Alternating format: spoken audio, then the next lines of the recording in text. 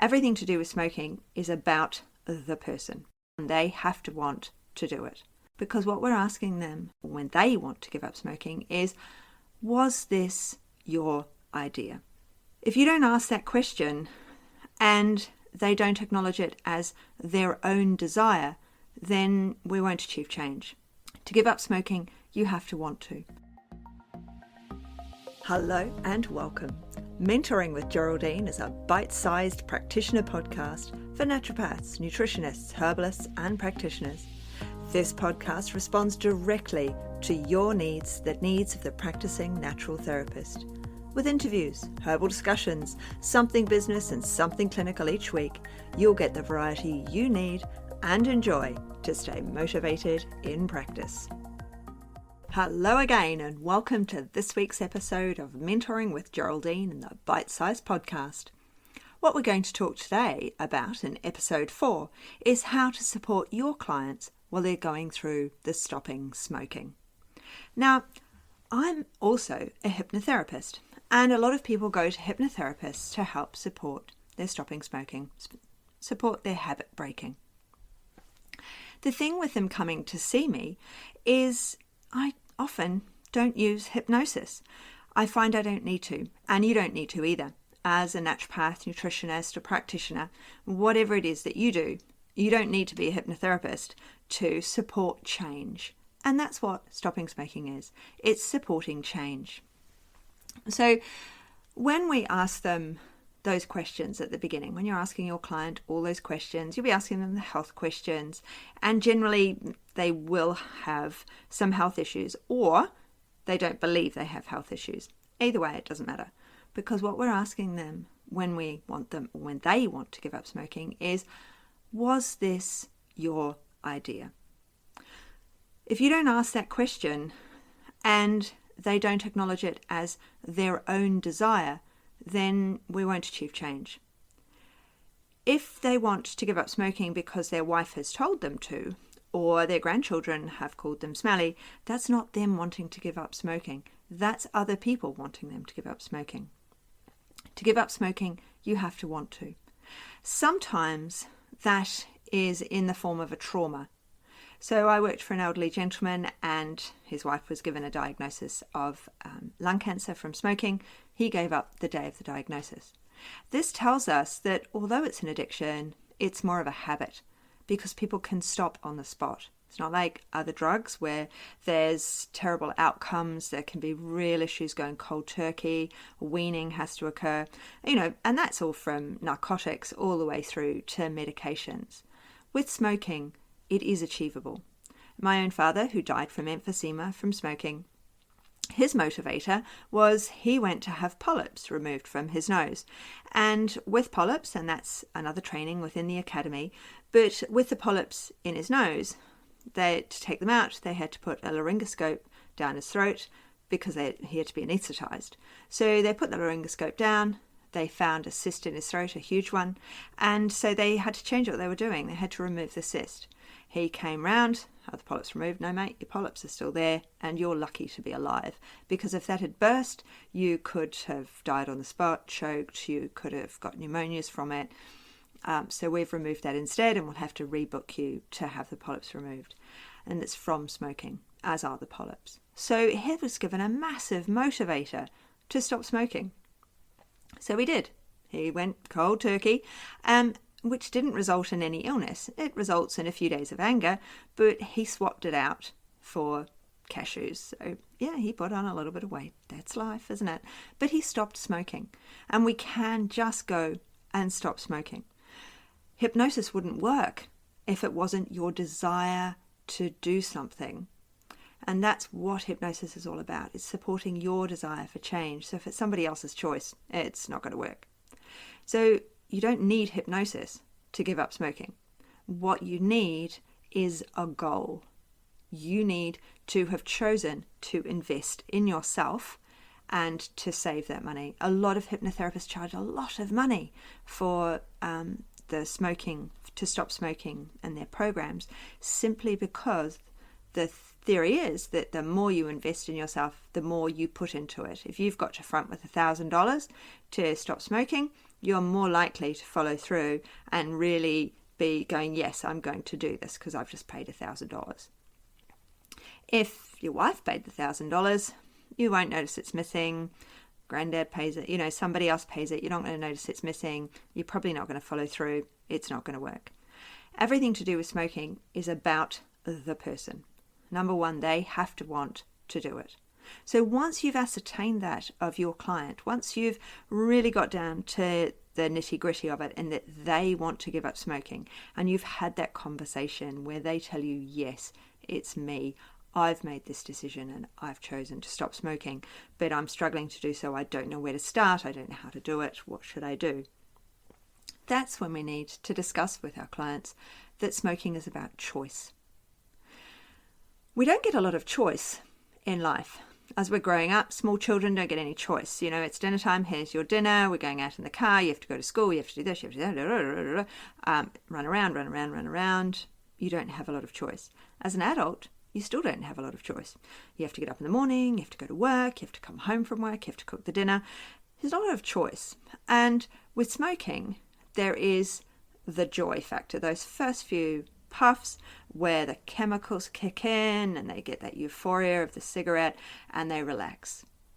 So what have we got nutritionally that helps people relax like that? We've got nutritional supplements. We've got magnesium, we've got herbs like kava, we've got all sorts of things that can support that need to relax. The thing with smoking is it comes with a social side. So it's very hard. That's the hardest thing for people to give up is people go out from work for a smoko. They leave the office and they stand out in the street and they all talk and they have their smoko. Non-smokers don't choose to go out of the office to stand in a laneway and get smelly. And so the smokers feel they've got this social group with which they do that.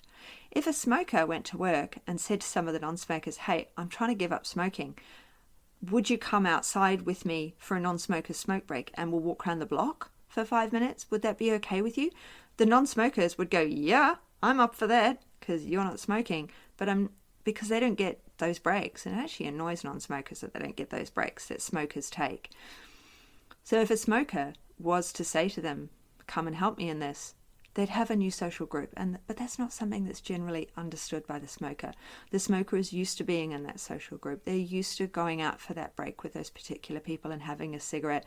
They don't walk around the block. They don't walk up and down the stairs because they've got to do it in a hurry. They also, at the pub, they go out to the smoking area, and that's another social environment. And that's something they're used to doing.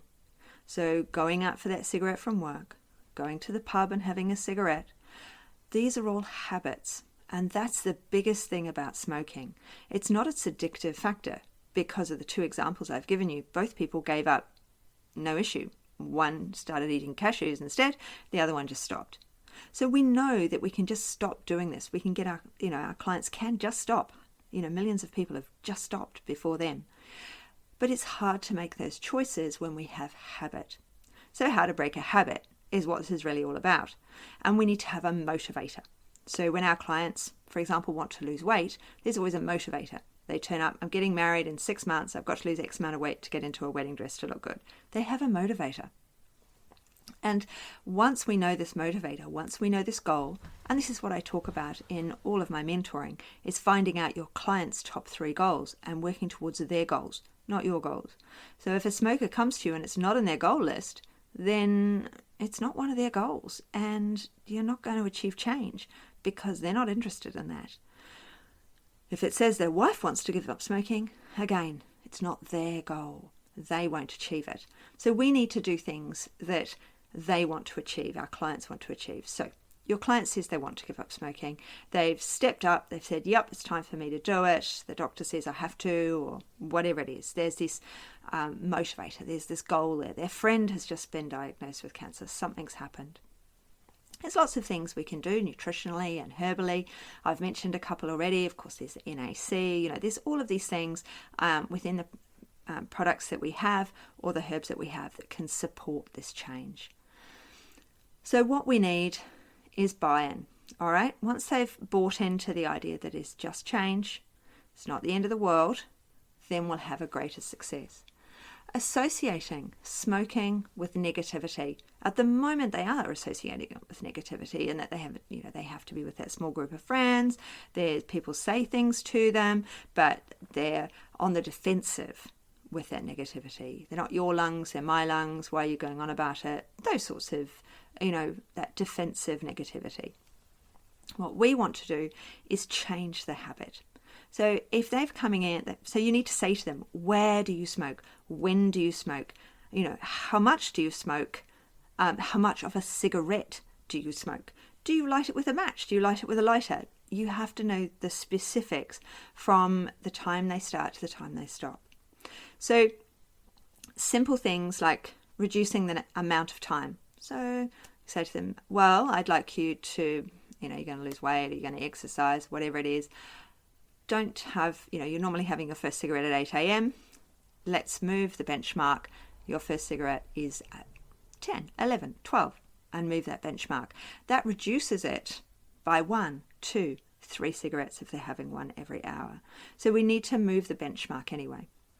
Then, after we've moved the benchmark on how often, when, we need to talk about where they have that cigarette.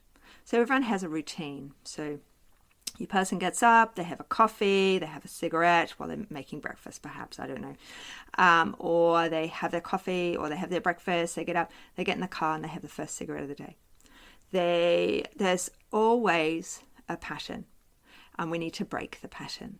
We need to start making choices about what we do, where we do it, and when we do it. So if they always go into the lounge, sit down in a particular chair, then the lounge needs moving around. The chair needs moving. The TV needs moving. You might even have to redecorate the lounge.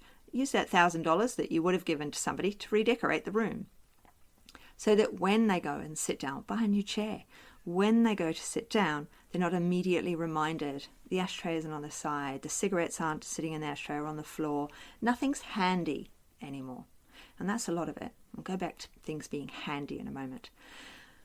What we want is for them to be making the choice to smoke. All right? So it's not a choice to not smoke. It's a choice to smoke.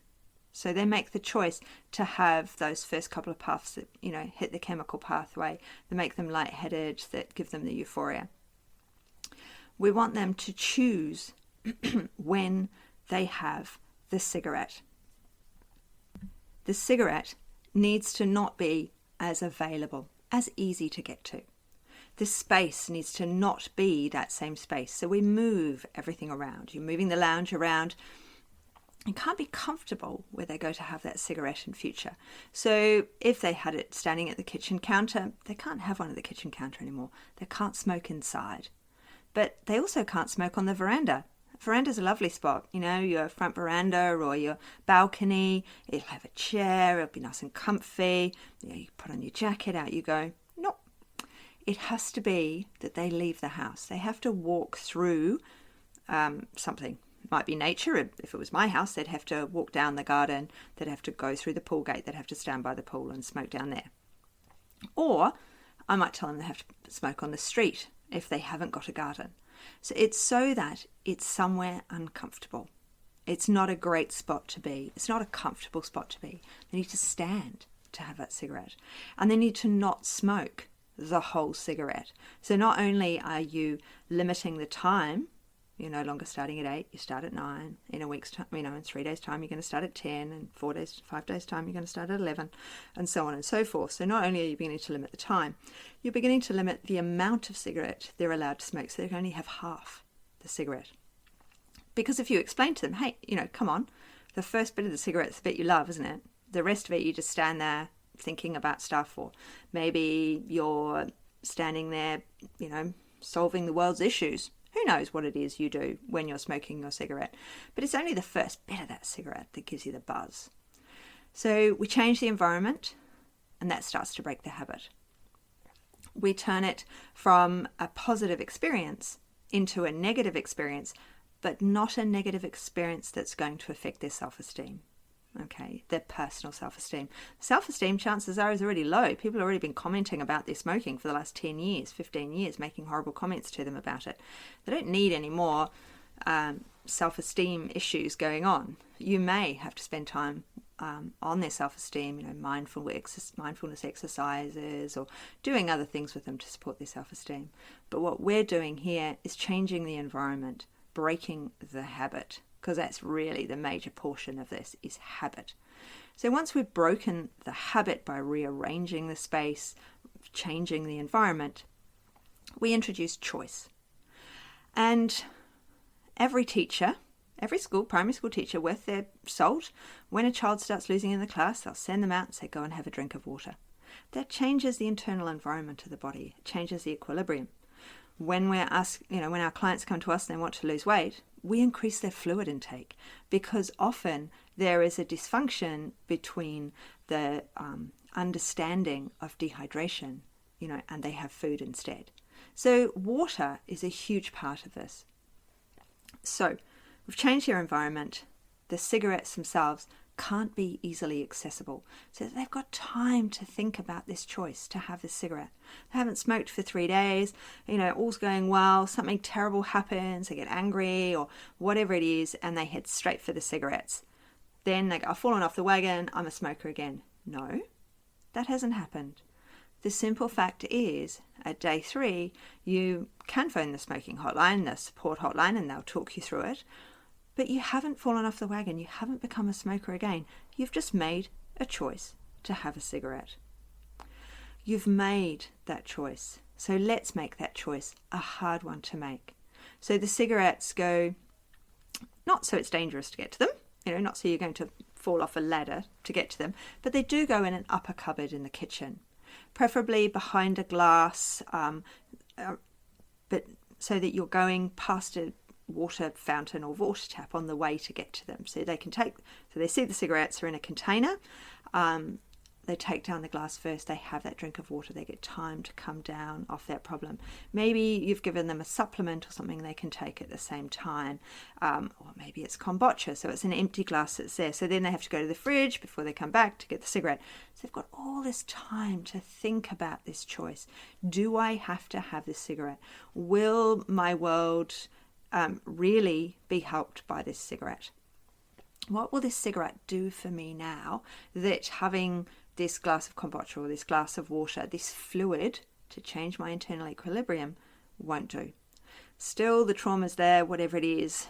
They have to leave the house. They've still got to go to the horrible spot at the end of the garden, under their umbrella or with a puffer jacket on, or, boiling hot in the scorching sun, whatever it is that's going on.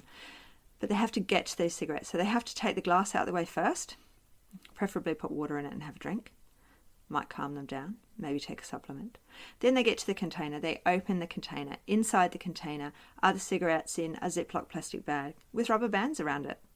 So that they've got to, it's really an activity to take apart that bag, to undo the Ziploc, take off the elastic bands, undo the Ziploc, open the packet, take out one cigarette, put one cigarette on the side, close the bag up again, put the elastic bags back around it, put it back in the container, close the Ziploc container, put it back in the cupboard, put a fresh glass in front of that container, close that cupboard. You've got to light it. So you have to go to the next cupboard, you have to open the next cupboard. Again, there's a glass sitting in front of a container, and in that container, in a Ziploc bag, wrapped up in elastic bands, you will find the lighter or the matches or whatever it is. They can then take that. Yes, they're not going to close that one because by that time they've made that absolute choice. I guess if it's a lighter or whatever, they're going to have to put it back afterwards. But it means they then take the matches or lighter, the one single cigarette, not the whole packet, and their glass of whatever it is, fluid, and they go down to the end of the garden, or they go out onto the street. They go somewhere else that's uncomfortable. And then they smoke 1, 2, maybe 3 puffs of the cigarette.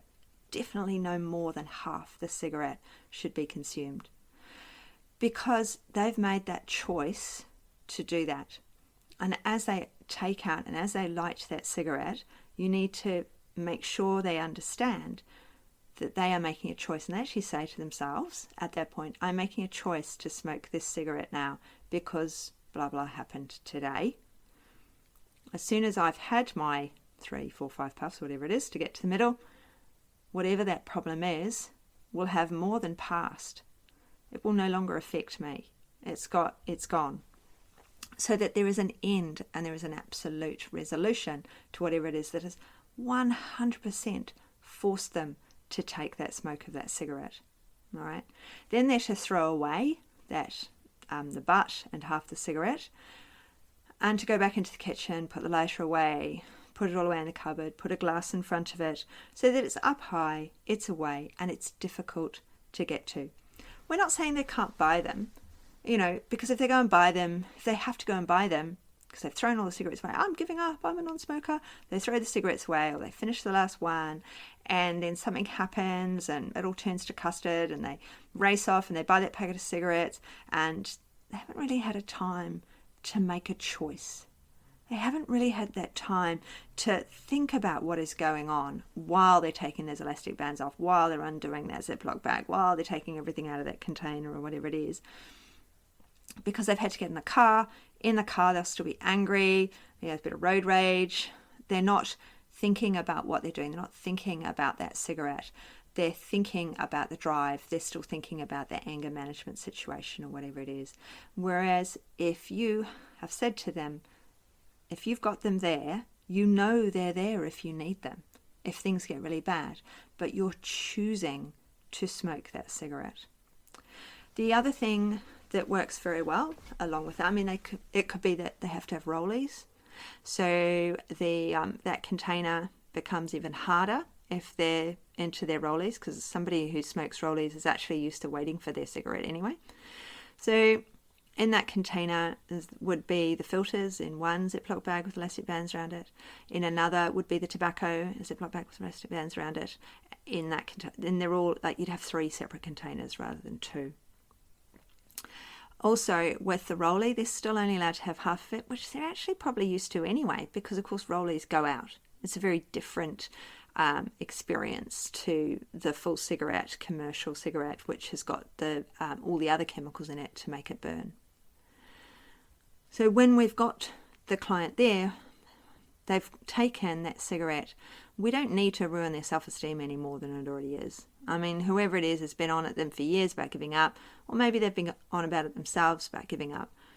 We don't need to wreck the self-esteem anymore. So when they're out there smoking that cigarette, they have to limit the amount. So if they're smoking half, you say to them, count how many puffs that is to get to half, because everyone's different. Bigger lungs might only be 3, somebody else it might be 5. It's not going to be that many to get to half of that cigarette. So they have that number of puffs, but each time they puff, they say to themselves, I actually look a bit of a dag, I look silly. This is actually a bit horrible. This isn't working. I actually don't know how to smoke. So that it's a negativity on the cigarette and the action, not a negativity on them. Not I'm an idiot, I'm a fool, I'm dumb because I smoke, but rather, I look foolish. Nobody does this these days. Oh, actually, I'm not holding this right. It doesn't feel comfortable. It doesn't look right. So it's not, hopefully you can understand the difference I'm trying to get across here about the wording we use. We don't want any greater reduction in self-esteem over it. We just want them to feel odd, different, unsatisfied by that cigarette. That's what we want. We want them to no longer feel satisfied by the smoke, for the actual habit of smoking, as we try and break it. They need to reward themselves as well. So if they can save that money in a separate jar from each packet of cigarettes, because they're expensive. So if they can put that in a jar to save it, or obviously we're going really cashless right now because of everything that's going on. So maybe if they transferred that money into a savings account so that they can reward themselves by all the saved money. And there will be the odd packet here and there that's bought because we're working on a slower reduction or a cold turkey reduction, but they're still in the cupboard. So they can make that choice. So that's what it's all about. Many, many things in this life are about choice, and this is one of them. It's about changing the environment, changing habits, and using choice as the motivator. So I hope that's helped you when you're talking to your clients about how you can support them with change the environment, change everything that's going on, and you will support the change within your client. So thanks for being here with me today. Thanks so much for joining me today. Don't forget to rate, review, and subscribe to the podcast for the weekly episodes. If you'd like even more support and learning, then the Academy is for you. Here you'll find part 2 of the herbal discussions, more clinical learning, and case studies to support your clients in practice. Bye for now.